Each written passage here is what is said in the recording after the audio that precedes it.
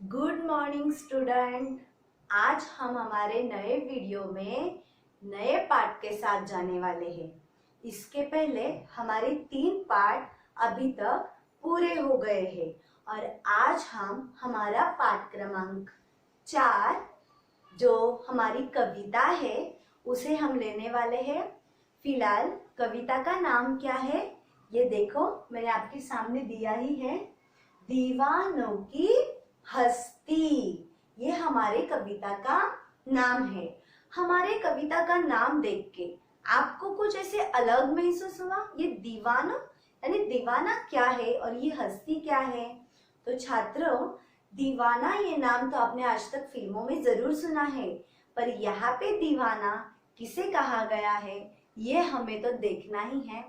फिलहाल उसके पहले ये जो कविता है ना, वो किसने लिखी है? बल्कि यहाँ पे मैंने नाम भी मेंशन किया है, भगवती चरण वर्मा। ये हमारे कवि है। इन्होंने ये कविता बहुत ही अच्छे रूप से हमारे सामने प्रस्तुत की है और इस कविता में क्या है क्या नहीं ये तो हम आगे देखेंगे ही, पर इसके पहले हम अपने कवि के बारे में जानेंगे।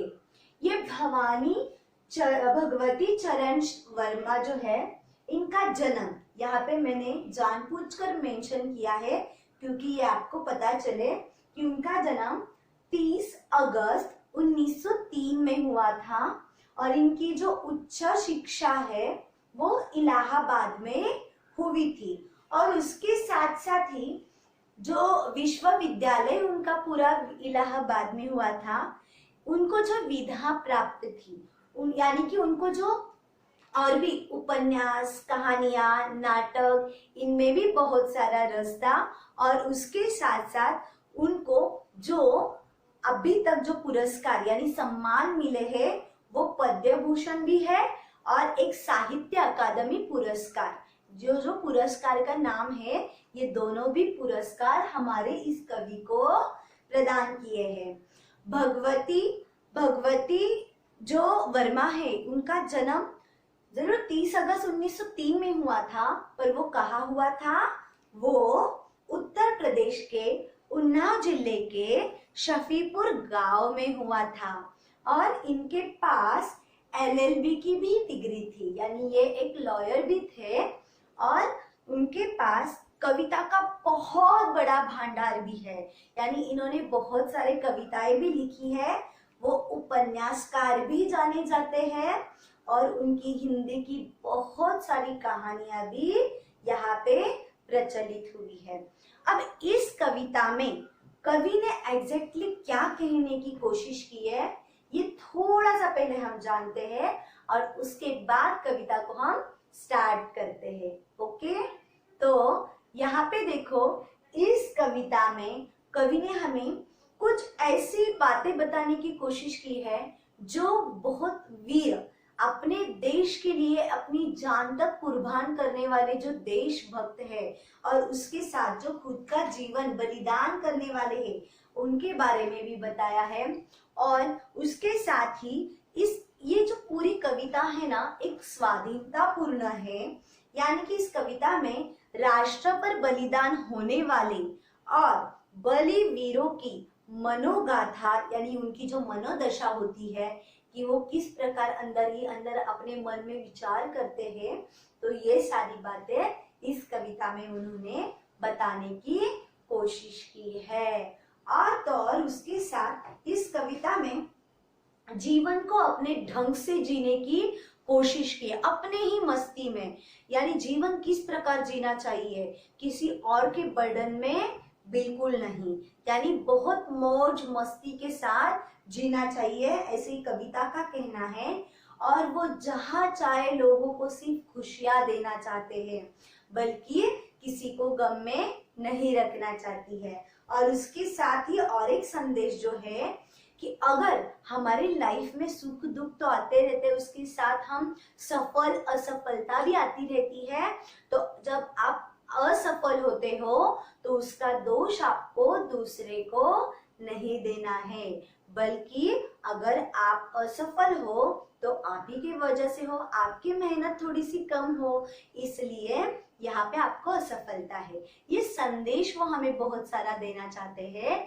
ये तो सारा डिटेल्स मैंने आपको पहले आइडिया क्यों दी, क्योंकि अगर मैं तुरंत पढ़ाना शुरुआत कर देती तो आपको सीधी तरीके से वो पोयम समझ में नहीं आती, बल्कि आपको अगर उस पोयम के बारे में थोड़ा सा, जैसे कि कुछ देखो, कुछ भी स्टोरी हो उसके बारे में थोड़ी सी क्लू हमें मिल जाती है तो बहुत मजा आता है उसको सुनने के लिए, है ना। थोड़ा सा उसके बारे में मतलब इंटरेस्ट आता है हमें, हाँ आगे क्या है, आगे क्या होगा। बिल्कुल इस कविता में ऐसे जो बलिदान देने वाले लोग, जो सिर्फ अपने लिए नहीं हमेशा दूसरों के लिए सोचने वाले लोग हैं, उनके बारे में यहाँ पे बताया है। अब आपको थोड़ा सा आइडिया आया होगा कि ये दीवानों क्यों कहा है, हाँ, कि वो सिर्फ अपनी सुनते हैं, वो देश के लिए अपनी जान तक निछावर करने के लिए तैयार है, वो दीवाने हैं अपने देश के। अभी आया समझ में आपको ये दीवाने की हस्ती यहाँ पे क्यों कहा गया है।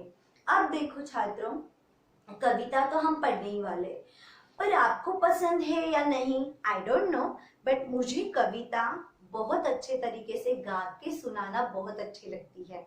फिलहाल मेरी आवाज तो इतनी ठीक नहीं है, पर फिर भी मैं आपको इस कविता को किस तरीके से बोलना है ये जरूर बोल के दिखाऊंगी।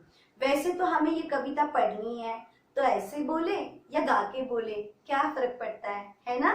तो हम इसे थोड़ा सा सुर लगा के गाते हैं और फिर देखते हैं कैसी लगती है ये कविता, और फिर हम उसको एक एक लाइन से एक्सप्लेनेशन लेंगे। ओके, तो चलो आप भी थोड़ा सा मेरा सुनने के बाद आप भी मेरे साथ जरूर गाओगे। और आप सबको किताब तो सामने है ही आपके, क्योंकि आपको पता है हिंदी का लेक्चर है तो हिंदी का सारा मटेरियल आप साथ लेके ही बैठे हो, है ना। तो आपको मेरे साथ अभी ये कविता बोलनी है, तो चलो हम स्टार्ट करेंगे। दीवानों की हस्ती।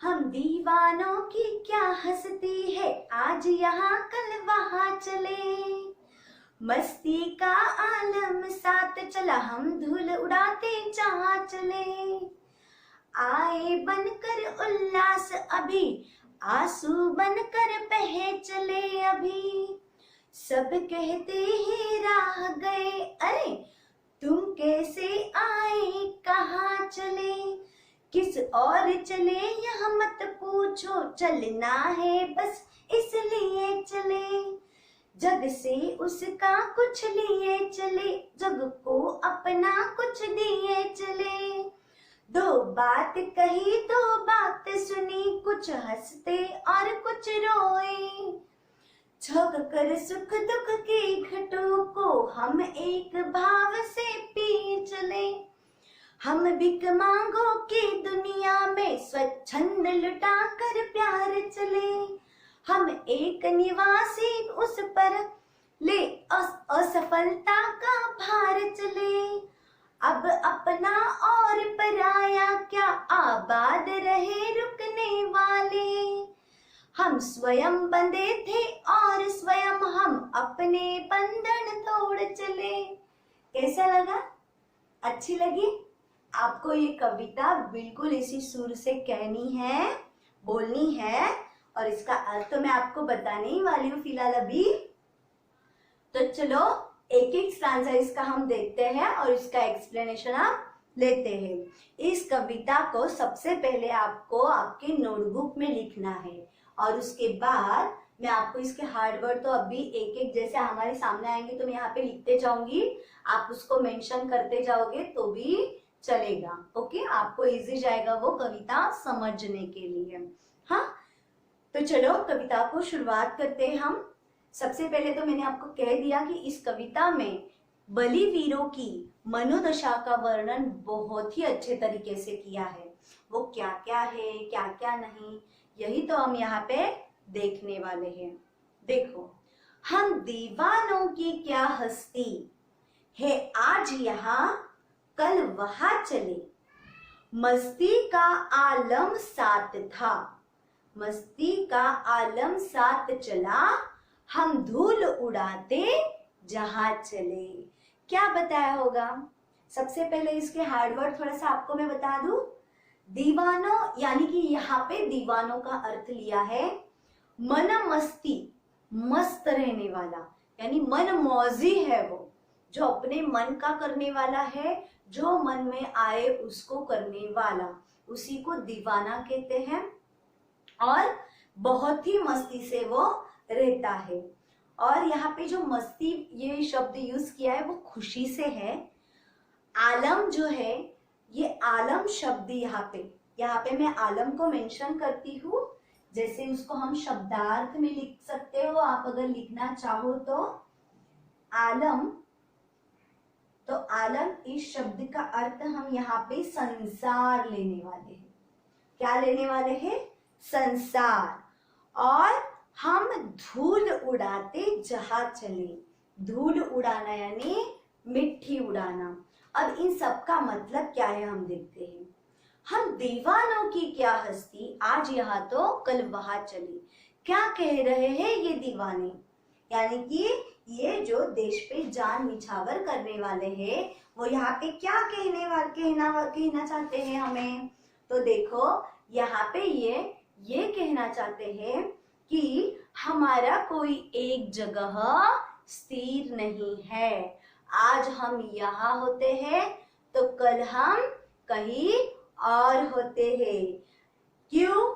क्योंकि मस्ती का आलम साथ चले। इस संसार में हम अपने मन से जैसे चाहे वैसा जीना चाहते हैं। और हम जब भी जहाँ जाते हैं तो हम धूल उड़ाते जहाँ चले, यानी जब भी जाते हैं तो इस संसार में खुशियां लेकर ही जाते हैं, और जहाँ जाते हैं वहां धूल उड़ाते जाते हैं। यानी धूल उड़ाना यानी यहाँ पे मिट्टी उड़ाना। इसका मतलब क्या है कि जहाँ ये जाएंगे वहां के लोगों में भी इतनी खुशियां और इतना स्ट्रांगनेस जो अंदर से होता है वो अपने आप आ जाता है, और लोग भी उनकी आशा करते हुए बैठते हैं। वो भी बहुत उल्लासित हो जाते हैं लोग जब ये दीवाने वहां पे जाते हैं। अब ये यहाँ वहां उनका एक ठिकाना तो कोई नहीं है, ऐसे क्यों करते हैं ये भी हम जरूर जानेंगे। तो यहाँ पे क्या कहा है, ये जो दीवाने हैं कभी एक जगह बैठने वाले नहीं है। वो आज एक जगह है तो कल उनकी जगह कुछ और होगी। ये क्यों कहा है यहाँ पे, आपको क्या लग रहा है ये ऐसे क्यों करते हैं? इनका एक ही जगह स्थिर क्यों नहीं है ये लोग? आपको याद है या नहीं पता नहीं, आप लोगों ने हिस्ट्री में जरूर जाना होगा। फॉर एग्जाम्पल यहाँ पे हम भगत सिंह का लेते हैं। भगत सिंह को किस तरीके से फांसी हुई ये तो आप भी जानते हो। उन्होंने भी अपनी जान हमारे देश के लिए यहाँ पे समर्पित की, क्योंकि ब्रिटिश सरकार ने उनको फांसी पे लटका दिया। तो वो क्यों होता था? क्योंकि इनको ये जो सारे हमारे देश के लिए करने वाले, स्वतंत्र से जीने वाले लोग थे, उनको स्वतंत्रता ही पसंद थी, उनको आजादी चाहिए थी, उनको बंधन बिल्कुल अच्छे नहीं लगते थे। इसलिए पर वो इधर से इधर और उधर से उधर क्यों जाते थे? क्योंकि ये ब्रिटिश सरकार जो थे उनके पीछे लगे रहते थे कि जहां भी वो मिल जाए वहां से उनको उठा के वो कैद कर देते थे। इसलिए ये दीवाने अपने आप को बचाने के लिए एक जगह से उठ के दूसरी जगह जहां रास्ता मिले वहां वो चले जाते थे। जब वो खुद भी वहां से निकले तो उनको खुद को भी पता नहीं होता था कि आगे जाके वो कहाँ जाने वाले। बस उनको एक बात पता थी कि वो जहां भी जाएंगे, जहां भी वो वहां पे किसी गांव में हो या किसी जगह पे हो वो जाएंगे, वो लोगों के लिए वहां पे खुशियां ही लेके जाएंगे, और उन लोगों का दिल भी उतना स्ट्रांग करने के लिए वो वहां तक जाते हैं, है ना। ये तो लोगों को बहुत अच्छे तरीके से पता है कि वो वहां पे किस लिए जाते होंगे। अभी देखो जैसे कि भारत के सच्चे सपूत इनको बोला जाता है। सच्चे सपूत यानी कि ये सच्चे भारत के पुत्र है, क्योंकि उनको अपने जान की बाजी तक वो वहां पे लगा देते थे।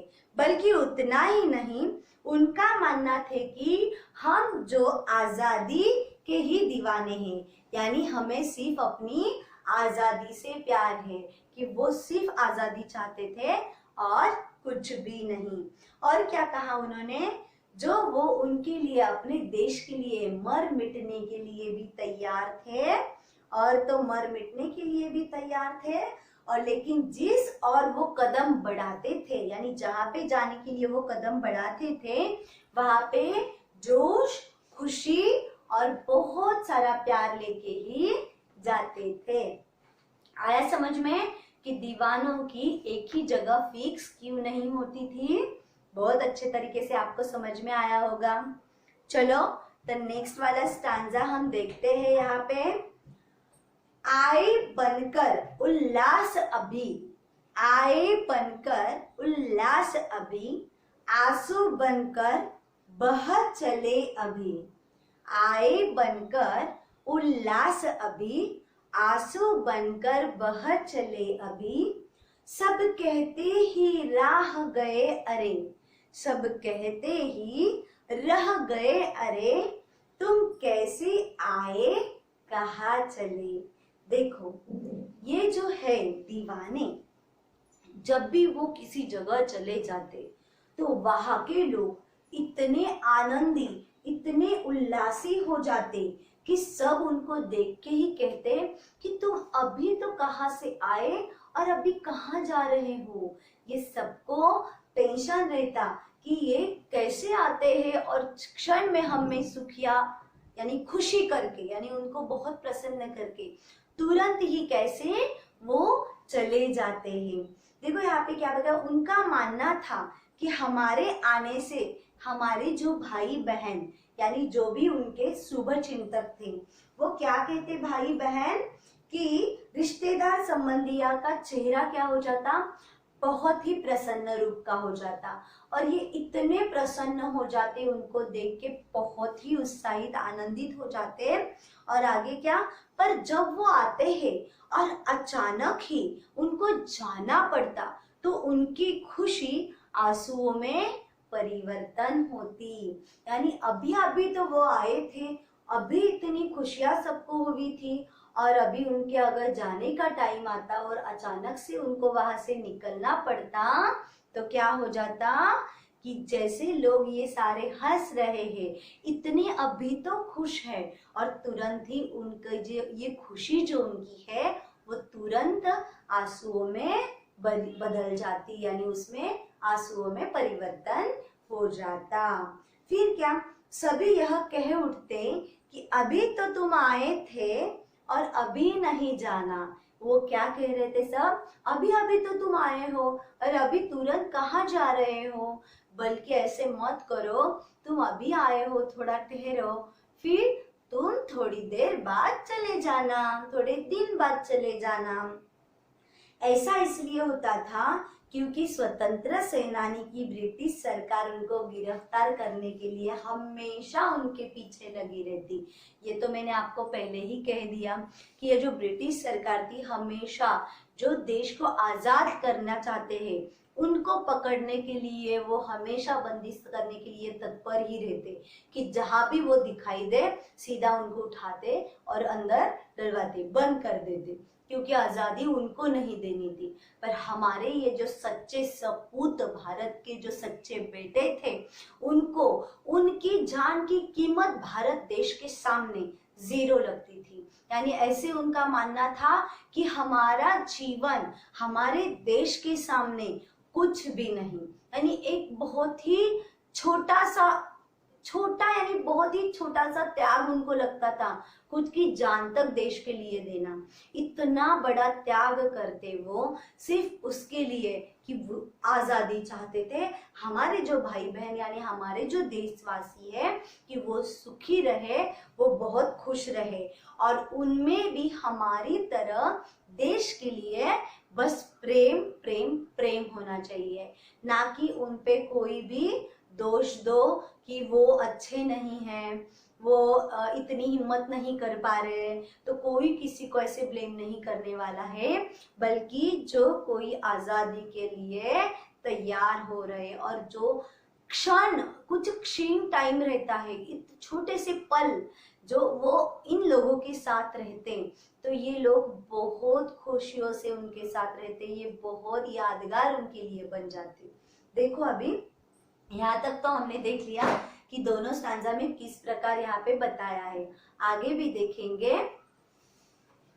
तो आगे क्या दिया है देखो, किस और चले यह मत पूछो, किस और चले यह मत पूछो, चलना है बस इसलिए चले, चलना है बस इसलिए चले, जग को अपना कुछ दिए चले, जग को कुछ अपना दिए चले।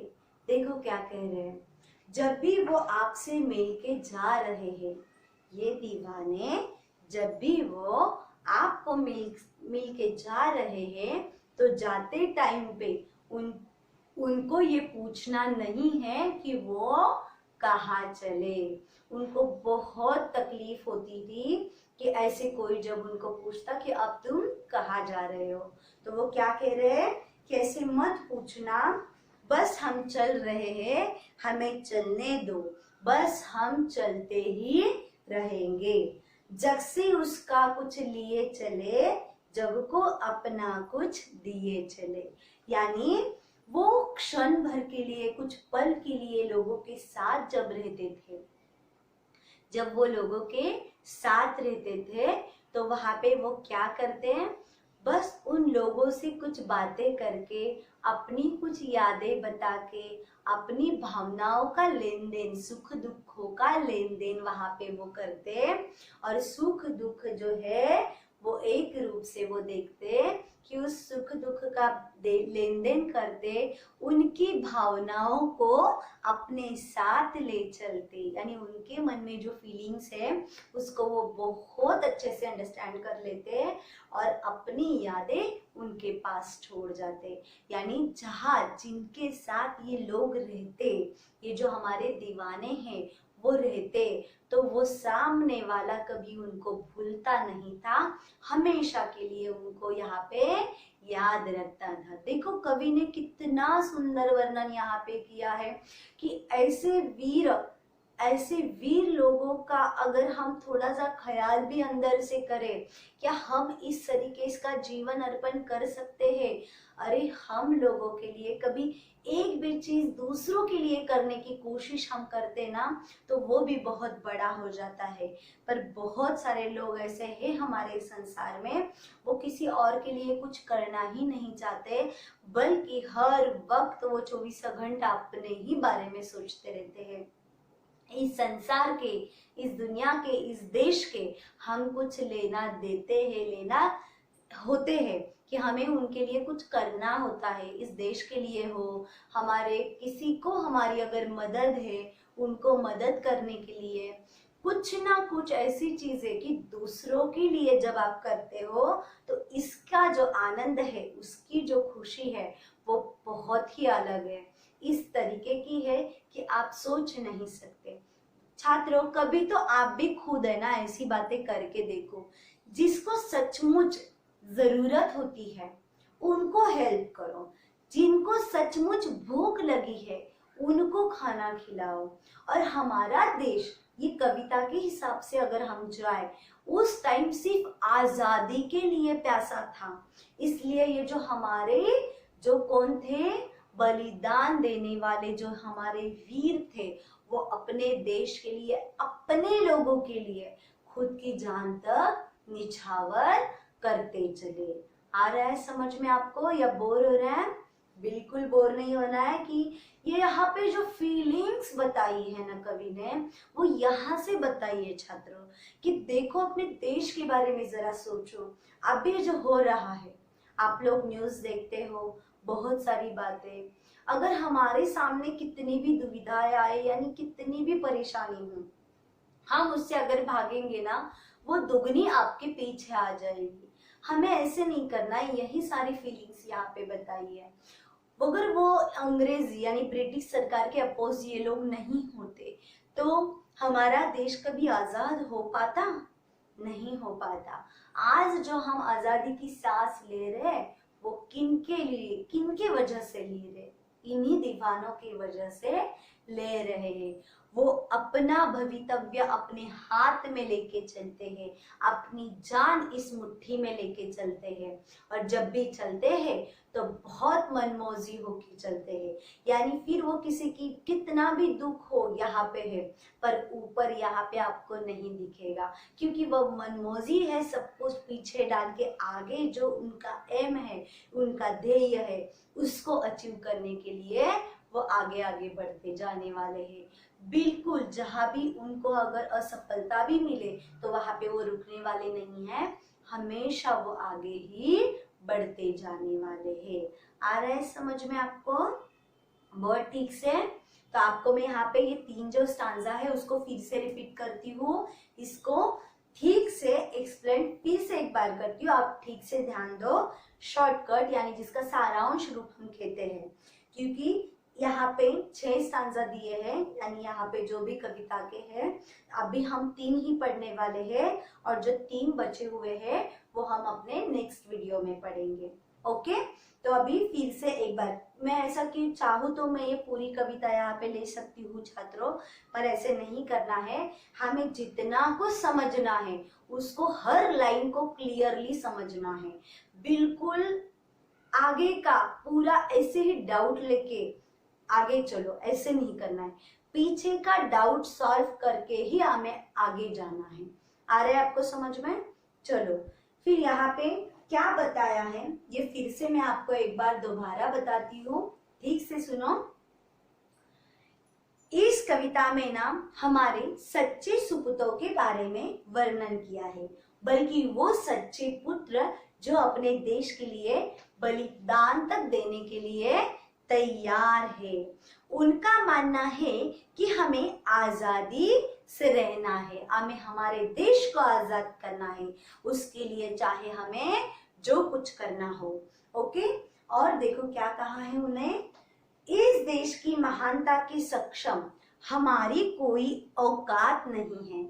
यानी इस देश के सामने अगर चाहो तो हमारी खुद की कोई भी औकात नहीं है। इस देश के लिए हम जितना कुछ करें उतना क्या है, कम ही है। आगे वो क्या करना चाहते हैं, हम तो आज यहाँ है, वो क्या कह रहे हैं, हम तो आज यहाँ है पर न जाने कल कहाँ होंगे। यानी आज तो हम यहाँ है पर कल का हमारा कोई ठिकाना नहीं है। पर एक बात उनको पता है कि जहां भी वो जाएंगे, कहाँ भी वो रहेंगे, वहां पे और जिस तरफ वो उनके कदम बढ़ाएंगे उस तरफ सिर्फ वो एक ही चीज लेके जाएंगे। क्या पता है? वो है उनका जोश, उनकी खुशियां और हर्ष छा जाएगा। यानी उनको ये कहना है कि जहाँ पे भी वो अपना कदम रखेंगे वहां पे सिर्फ लोगों में जोश भरेंगे, खुशियां और हर्ष, बस ये 3 बातें हम उन पे भरते जाएंगे और देते जाएंगे। आ रहे हैं ना समझ में? आगे देखो नेक्स्ट वाले स्टांजा में क्या, आई बनकर उल्लास अभी आंसू बनकर बह चले। यानी अभी ये जो सेकंड वाला स्टांजा है उसमें क्या बताया है, देखो इसमें कहा गया उनका मानना है कि हमारे आने से हमारे जो भाई बहन है, जो भाई बंधु है और हमारे जो रिश्तेदार है यानी जो संबंधी है वो बहुत ही खुश हो जाते हैं, उनके चेहरे पे बहुत उल्लास आ जाता है, बहुत ही उल्लास छा जाता है। और क्या होता है, जब हम अचानक ही हमें जाना पड़ता है तो इसी खुशी का आंसुओं में परिवर्तन हो जाता है।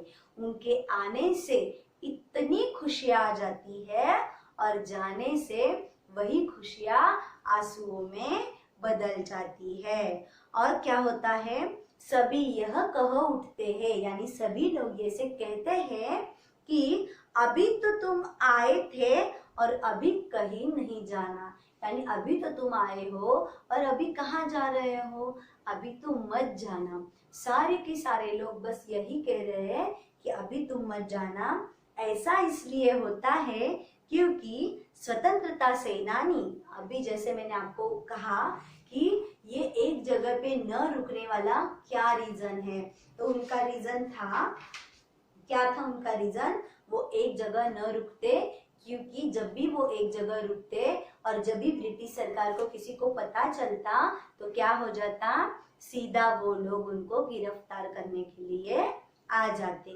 इसलिए वो वहां पे नहीं रुकना चाहते। आगे क्या बताया था, किस और चले यह मत पूछो। इस स्टांजा में देखो क्या बताया है, किस और चले वह मत पूछो। यहाँ पे बताया है कि स्वाधीनता के हेतु वो अपनी राह खुद ना खुद डिसाइड तो जरूर करते हैं, पर वो पूछने के लिए मना क्यों करते हैं, क्योंकि कोई भी आगे बढ़ते हुए कोई राह उनकी खुद की निश्चित नहीं होती। यानी जब भी वो आगे बढ़ते हैं तो उनकी खुद की राह वहां पे निश्चित नहीं होती कि हम कहाँ जा रहे हैं। उनको सिर्फ इतना ही पता होता है, फिलहाल हम यहाँ से निकल रहे हैं। जहां उनको राह मिले, राह यानी रास्ता, जहां उनको राह मिले बस वहां वो चलते जाएंगे, चलते जाएंगे। और आगे क्या कह रहे हैं वो, कि वे तो अपने लक्ष्य प्राप्ति हेतु किसी भी राह पर चल सकते हैं। यानी उनका लक्ष्य, उनका एम वो कंप्लीट करने के लिए वो किसी भी राह पर चल सकते हैं। संसार के लोगों को कुछ अपनी यादें, संसार के लोगों के लिए कुछ अपनी यादें देकर उनकी भावनाओं को वो साथ लेकर चले जाते हैं। यानी वो क्या कह रहे हैं कि जिन लोगों के साथ वो रहते हैं, अपने जो भाव बंधु है उनके साथ, तो वो उनकी यादें लेके, उनकी भावनाओं को साथ लेके जाते हैं कि उनके मन में क्या फीलिंग्स है, उनको वो देखते हैं, उनको साथ लेके जाते हैं और खुद की यादें उनके पास छोड़ जाते हैं। आ रहा है समझ में आपको कि इस कविता में किस प्रकार बहुत सारी बातें बताई गई है। हाँ, अभी हमारे जो बॉर्डर पे हमारे खुद के सैनिक जो है वो भी लड़ रहे हैं, तो क्या कुछ कुछ ऐसी स्थिति उनकी होंगी ना छात्रों कि बहुत टाइम की उनके घर वालों की जो भावना है, ये तो आप जरूर समझते हो कि किस प्रकार की ये भावना होगी, क्योंकि वो भी एक सिपाही है, वो भी एक सैनिक है, वो भी अपने देश के लिए जान तक दे सकते हैं, क्योंकि जो सच्चे हमारे सपूत होते हैं वही हमारे देश के लिए कुछ भी करने के लिए तैयार होते हैं। पर उनके भी बहुत सारे रिश्तेदार होते हैं, वो बहुत उनके वजह से दुखी होते हैं। वो थोड़े दिन के लिए जब भी उनके पास चले आते वो बहुत खुश हो जाते, बहुत ही खुश हो जाते। तो यहाँ तक समझ में आया। वहां पे हर शब्द का अर्थ भी आपको समझना बहुत जरूरी है। दीवानो यानी मैंने आपको पहले ही कहा, दीवानो यानी क्या है कि मन मस्त रहने वाला, मन मौजी रहने वाला। और यहाँ पे दीवानों का मतलब हमें कहा गया है स्वाधीनता, स्वाधीनता सेनानी, इन्हीं के बारे में यहाँ पे पूरी राह बताई गई। आ रहा है समझ में आपको। और उल्लास का मतलब क्या है, जहाँ पे उल्लास शब्द यूज किया है वहां पे आपको प्रसन्नता, उल्लास का मतलब क्या बताया है, प्रसन्नता। आप चाहे तो इसे लिख सकते हो या पेंसिल से अभी फिलहाल आपके टेक्स्ट बुक में आप उसको मेंशन कर सकते हो। धूल यानी क्या है, धूल को बताने की जरूरत है छात्रों? नहीं, फिर भी बता रही हूँ। धूल यानी यहाँ पे मिट्टी कहा गया है। उसी के साथ साथ आंसू यानी आपको पता है अश्रु है, उसको ओरली बता देती हूँ आपको मैं। और क्या है, जग, जग यानी बताने की जरूरत है आपको। जग का मतलब भी इस जग में यानी इस संसार में, संसार यानी जो विश्व है, जो हमारा देश है वही। ओके, और कुछ अगर फिर भी इतना सब कुछ पढ़ाने के बाद फिर भी अगर छात्रों को कोई डाउट है तो वो हम क्लियर जरूर करेंगे। इस कविता को तो आपको पूरी तरह लिखना है। हमारे 3 पॉइंट यहाँ पे यानी 3 स्टांजा जो है वो कंप्लीट हो चुके हैं, है ना। तो चलो आगे देखते हैं। तो इसके साथ हम आगे क्या देखेंगे, इस कविता को लेके हमें थोड़ा सा शांत बैठो आप, थोड़ी सी एक एक्टिविटी करते हैं हम यहाँ पे। यानी मैं बताती हूँ आपको क्या करना है। फिलहाल 1-2 मिनट सारे लोग एकदम चुपचाप बैठेंगे, आईज क्लोज। आप आपकी आंखें बंद करो। फिलहाल यहाँ से मैं आपको देख ही रही हूँ, तो आपको आपकी आंखें पहले बंद करनी है। किए सबने बंद? ओके। अभी जब आप आपकी आंखें बंद कर रहे हो ना, तो उसके साथ अब आपको वो सारी बातें याद करनी है एक सिर्फ कुछ सेकंड में, कि जो जो मैंने अभी आपको सिर्फ आजादी मिलने के लिए ऐसे जो व्यक्ति है, ऐसे जो लोग हैं, उनको आपको याद करना है और वो कौन से सिचुएशन से गए हैं, ये थोड़ा सा कुछ सेकंड में आपको याद करना है। Please time now start.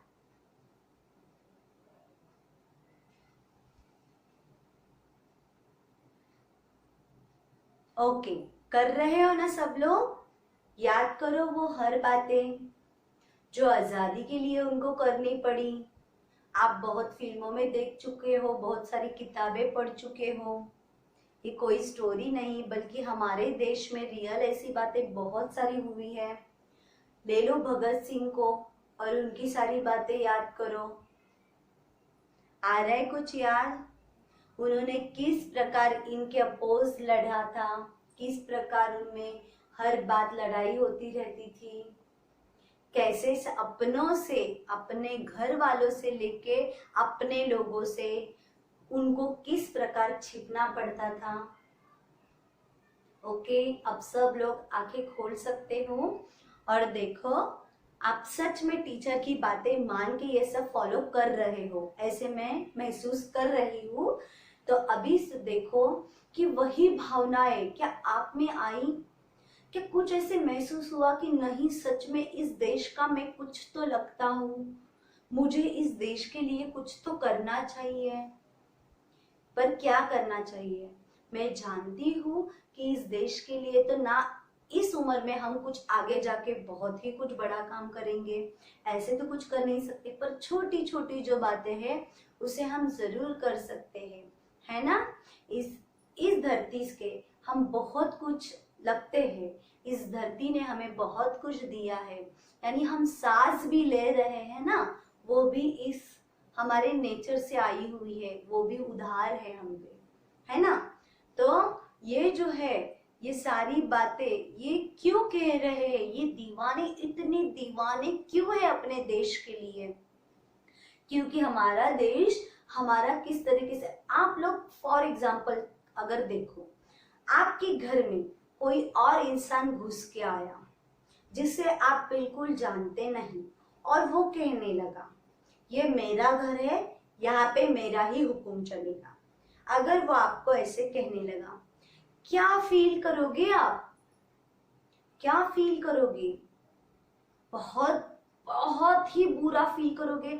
बल्कि सिर्फ फील नहीं, आपको इतना गुस्सा आएगा आप उसको मार भी सकते हो, है ना। हो सकता है ना ऐसे, अगर आपके खुद के घर को कोई आके आप पे ही ऑर्डर कर रहा है, अरे ये मेरा घर है, तू ही मेरे नीचे अंडर काम कर चल, ऐसे अगर बोलेगा तो ये पॉसिबल है?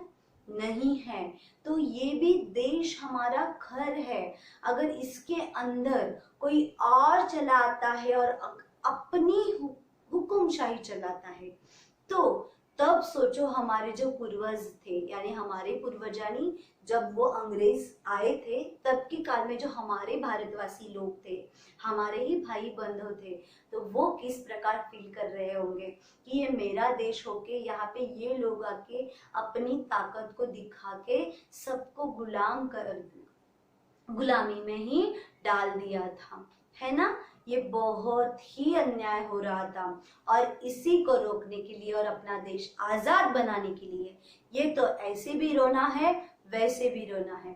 तो ये क्या करते थे दीवाने, बहुत खुद ही अपने मन से क्या करते थे, देश के लिए निछावर हो जाते थे और इस देश की सेवा के लिए अपना जीवन तक त्याग देते थे, अपना बलिदान तक दे देते थे, है ना।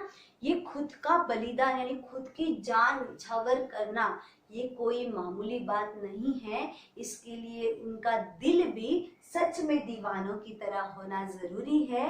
अगर वो दीवाने होंगे ना तो ही उनके हाथों से ऐसे कार्य हो सकते हैं, ऐसे काम हो सकते हैं। आया समझ में? अभी ज्यादा बोर नहीं करूंगी, बिल्कुल बोर नहीं किया है, हमें ये कविता बहुत ही अच्छे तरीके से समझ में आ रही है ना। तो इस प्रकार हमने ये सारे पॉइंट्स यहाँ पे क्लियर किए हैं, 3 स्टांजा कंप्लीट हुए हैं और अभी हम जो बाकी की कविता है वो नेक्स्ट वीडियो में लेके आएंगे। अब हम यहाँ पे रुकते हैं, यहाँ तक के लिए धन्यवाद।